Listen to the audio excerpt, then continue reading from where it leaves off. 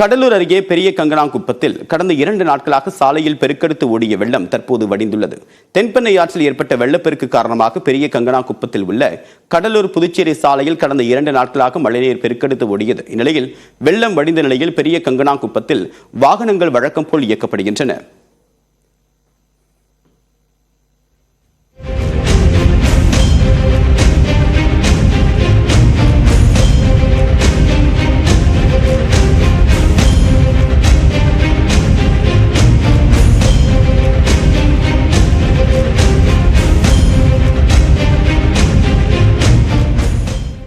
விழுப்புரம் மாவட்டத்தில் புயலால் சேதமடைந்த மின்கம்பங்கள் மின்மாற்றிகளை சரி செய்யக்கூடிய பணியில் 2000க்கும் மேற்பட்ட மின்வாரிய ஊழியர்கள் ஈடுபட்டு வருகின்றனர்.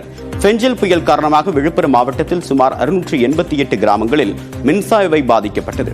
641 கிராமங்களில் இயல்பு நிலை திரும்பிய நிலையில் 47 கிராமங்களில் மின் இணைப்பை சீர் செய்யக்கூடிய பணி நடைபெற்று வருகிறது. இதில் விழுப்புரம் மாவட்டத்தைச் சேர்ந்த 1200 மின்வாரிய ஊழியர்களும் வெளி மாவட்டங்களில் இருந்து வந்த 812 ஊழியர்களும் ஈடுபட்டு வருகின்றனர். மழை வெள்ளத்தால் கடுமையாக பாதிக்கப்பட்ட கிருஷ்ணகிரி மாவட்டம் ஊத்தங்கரையில் வீடு வீடாக சென்று மாவட்ட சுகாதார அலுவலர்கள் ஆய்வு செய்தனர். அண்ணாநகர் பகுதியில் 50க்கும் மேற்பட்ட வீடுகளை மழை வெள்ளம் சூழ்ந்த நிலையில் பொதுமக்களுக்கு தொற்று நோய் ஏற்படுவதை தடுக்கக்கூடிய பொருட்டு அந்த பகுதியில் மருத்துவ முகாம் நடத்தப்பட்டது.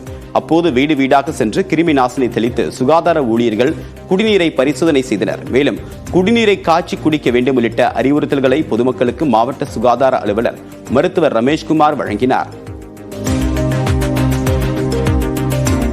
விழுப்புரம் மாவட்டத்தில் வெள்ளம் பாதிக்கப்பட்ட பகுதிகளில் தொற்றுநோய் பரவாமல் தடுக்க 146 இடங்களில் மருத்துவ முகாம்கள் அமைக்கப்பட்டு பொதுமக்களுக்கு சிகிச்சை வழங்கப்பட்டன. திருச்சி மற்றும் பெரம்பலூர் மாவட்டங்களில் இருந்து வந்த தலா 4 மருத்துவ குழுக்கள் மற்றும் 60 நடமாடக்கூடிய மருத்துவ குழுக்கள் சேர்ந்து இந்த மருத்துவ முகாம்களை நடத்தின. மேலும் விழுப்புரம் மாவட்டம் முழுவதும் கொசு ஒழிப்பு பணிகள், புகை மருந்து அடிக்கக்கூடிய பணிகள் உள்ளிட்ட நோய் பரவல் தடுப்பு பணிகள் மேற்கொள்ளப்பட்டன. கடலூர் மாவட்டம் தென்பெண்ணை ஆற்றில் ஏற்பட்ட வெள்ளப்பெருக்கில் சிக்கிய 19,654 பேர் மீட்கப்பட்டு 35 நிவாரண முகாம்களில் தங்க வைக்கப்பட்டுள்ளனர். மொத்தம் 15 இடங்களில் சமுதாய சமையல் கூடங்கள் அமைக்கப்பட்டு 20,300 பேருக்கு உணவுப் பொட்டலங்கள் வழங்கப்பட்டுள்ளன. மேலும் 50 இடங்களில் மருத்துவ முகாம்கள் நடத்தப்பட்டு 5,285 பேர் பயனடைந்துள்ளனர். கடலூர் மாவட்டம் பன்ருட்டி வட்டம் சின்ன பகண்டை ஊராட்சியில் மேற்கொள்ளப்படக்கூடிய புயல் நிவாரணப் பணிகளை ஊரக மேம்பாட்டு மற்றும் பஞ்சாயத்து ராஜ் துறை கூடுதல் தலைமை செயலாளர் ககன்தீப் சிங் பார்வையிட்டார். விழுப்புரம் மாவட்டத்தில் புயல் வெள்ளத்தால் பாதிக்கப்பட்ட பகுதிகளை நேரில் சென்று ஆய்வு செய்த சிவசங்கர் பொதுமக்களுக்கு உணவுப் பொட்டலங்கள் உள்ளிட்ட நிவாரணப் பொருட்களை அமைச்சர் சிவசங்கர் வழங்கினார்.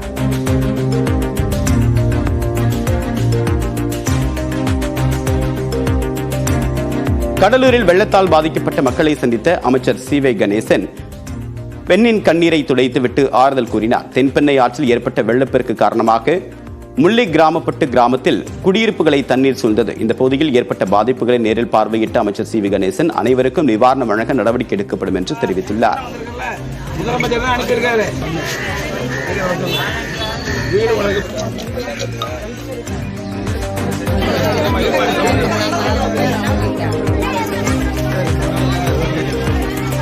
தருமபுரி மாவட்டத்தில் பெய்த கனமழையால் பாலக்கோடு பகுதியில் அறுவடைக்கு தயாராக இருந்த கத்திரிக்காய் செடிகள் நீரில் மூழ்கி சேதமடைந்தன. 4 ஏக்கருக்கு 4 லட்சம் ரூபாய் வரையில் செலவு செய்திருப்பதாகவும் பயிர்கள் சேதமடைந்ததால் பெரும் நஷ்டம் ஏற்பட்டிருப்பதாக கூறக்கூடிய விவசாயிகள் அரசு உரிய இழப்பீடு வழங்க வேண்டும் என்றும் கோரிக்கை விடுக்கின்றனர்.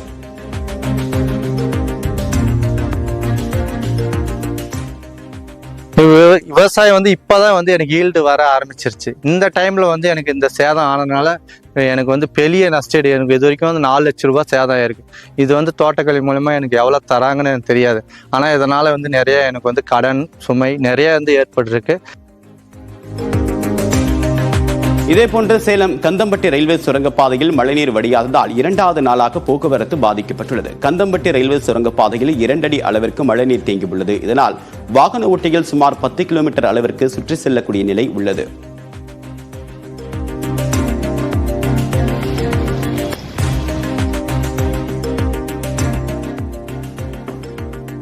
நீலகிரி மாவட்டம் குன்னூர் அருகே மரம் விழுந்ததால் அருந்து விழுந்த மின்கம்பியின் அடியில் சிக்கி வளர்ப்பு நாய் உயிரிழந்தது. குன்னூரிலிருந்து ராணுவ அதிகாரிகள் பயிற்சி கல்லூரிக்கு செல்லக்கூடிய சாலையில் இந்த விபத்து நிகழ்ந்ததை தொடர்ந்து மின் விநியோகம் தற்காலிகமாக நிறுத்தப்பட்டது. இதைத் தொடர்ந்து தீயணைப்புத் துறையினர் சீரமைப்பு பணிகளை மேற்கொண்டனர்.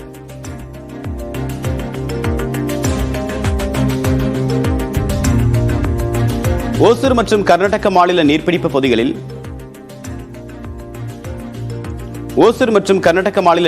பகுதிகளில் பெய்த கனமழையால் கெலவரப்பள்ளி அணைக்கு நீர்வரத்து அதிகரித்துள்ளது. இன்று காலை நிலவரப்படி அணைக்கு வினாடிக்கு 626 கனஅடி நீர் வந்து கொண்டிருக்கிறது.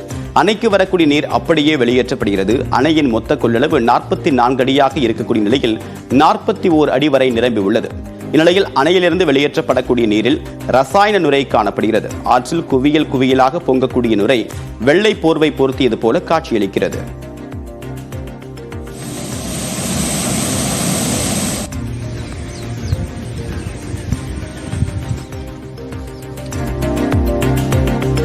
விழுப்புரத்தில் மழை வெள்ளத்தால் பாதிக்கப்பட்ட மக்களுக்கு உணவு விநியோகிப்பதற்காக கிராமப்புற வளர்ச்சி மேம்பாட்டு அமைப்பு மூலமாக 105 உணவு தயாரிப்பு நிலையங்கள் மற்றும் 12 பொது உணவு தயாரிப்பு மையங்கள் மூலமாக 2 லட்சம் உணவுப் பொட்டலங்கள் தயாரிக்கப்பட்டு வருகின்றன.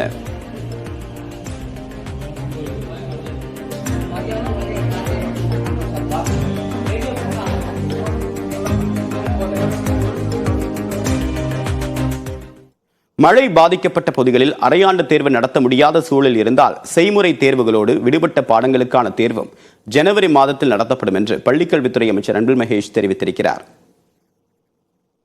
எங்கெல்லாம் பாதிக்கப்பட்டிருக்கின்றதோ, எந்தெந்த மாவட்டத்திலும் அதிகமான பாதிப்பு இருக்கின்றது, அரையாண்டு தேர்வு எழுத முடியாத சூழ்நிலை இருக்கின்றதோ, எந்தெந்த தேர்வுக்காவலால் வர முடியாமல் இருக்கின்றது, 9ஆம் தேதிக்குள்ள நார்மல் நிலைமை ஆயிடுச்சு அப்படின்னு சொன்னால் அது அந்த பள்ளியை சார்ந்திருக்கின்ற HMs மூலமாகவே அந்த பள்ளிக்கூடத்துக்கு அந்த தேர்வு நடத்தலாமா வேண்டாமா என்பது உறுதி செய்யப்படும்.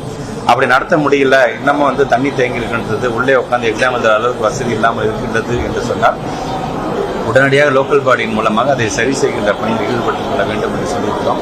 ஒரு எக்ஸாமோ 2 எக்ஸாம் எழுத முடியாமல் போனது என்று சொன்னால் அதுவும் சேர்த்து ஜனவரி மாதம் ஃபர்ஸ்ட் வீக்கில் எதெல்லாம் விடுபட்டு போன ப்ராக்டிக்கல் எக்ஸாமாக இருந்தாலும் சரி, விடுபட்டு போன தியரட்டிக்கல் எக்ஸாமாக இருந்தாலும் சரி, அது ஜனவரி மாதம் நடத்தப்படும். ஆந்திர மாநிலம் ஸ்ரீஹரிகோட்டாவில் இன்று அறிவிக்கப்பட்டிருந்த PSLV ராக்கெட் ஏவுதல் ஒத்திவைக்கப்பட்டுள்ளது. ஐரோப்பிய விண்வெளி நிறுவனத்தின் 2 செயற்கைக்கோள்கள் இந்தியாவின் PSLV ரக ராக்கெட் மூலமாக இன்று மாலை விண்ணில் ஏவப்பட இருந்தன. புரோபா 3 என்று பெயரிடப்பட்ட இந்த மிஷன் ஸ்ரீஹரிகோட்டாவில் உள்ள சதீஷ் தவான் விண்வெளி மையத்திலிருந்து மாலை 4:08 மணிக்கு ஏவப்பட இருந்தது. ஏவுவதற்கு அரை மணி நேரம் முன்னதாக புரோபா 3 மிஷனில் தொழில்நுட்ப கோளாறு இருந்தது கண்டுபிடிக்கப்பட்டது. இதைத் தொடர்ந்து அறிவிப்பு வெளியிட்ட இஸ்ரோ நாளை மாலை 4:12 மணிக்கு 2 செயற்கைக்கோள்களுடன் PSLV C-59 ராக்கெட் விண்ணில் பாயும் என்று அறிவித்துள்ளது.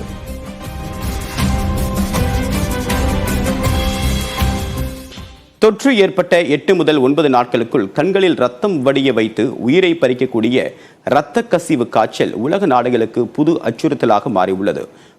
உலகின் மோசமான நோய் என்று வகைப்படுத்தப்படக்கூடிய இரத்த கசிவு வைரஸ் என்றால் என்ன, அது எப்படி பரவுகிறது, விவரிக்கிறது இந்த தொகுப்பு. முதல் நாள் காய்ச்சல், 5ஆம் நாள் கண்கள், வாய் உள்ளிட்டவை வழியே ரத்தம் வடிதல், 8 அல்லது 9 நாட்களில் மரணம். இப்படிதான் கிழக்கு ஆப்பிரிக்க நாடுகளில் ஒன்றான ருவாண்டாவில் 15 பேரின் உயிரை பறித்துள்ளது இரத்த கசிவு காய்ச்சல். அந்நாட்டில் 100க்கும் மேற்பட்டோர் இரத்த கசிவு காய்ச்சலால் பாதிக்கப்பட்டுள்ள நிலையில் கடந்த 2 மாதங்களில் ருவாண்டா, காங்கோ, கென்யா, உகாண்டா உள்ளிட்ட 17 ஆப்பிரிக்க நாடுகளுக்கும் பரவியுள்ளதாகவும் அதிர்ச்சி தகவல் வெளியாகியுள்ளது. இதனால் இந்த நாடுகளுக்கு சென்று வருவோர் கூடுதல் கவனத்துடன் இருக்க வேண்டும் என இங்கிலாந்து உள்ளிட்ட ஐரோப்பிய நாடுகள் எச்சரிக்கை விடுத்துள்ளன.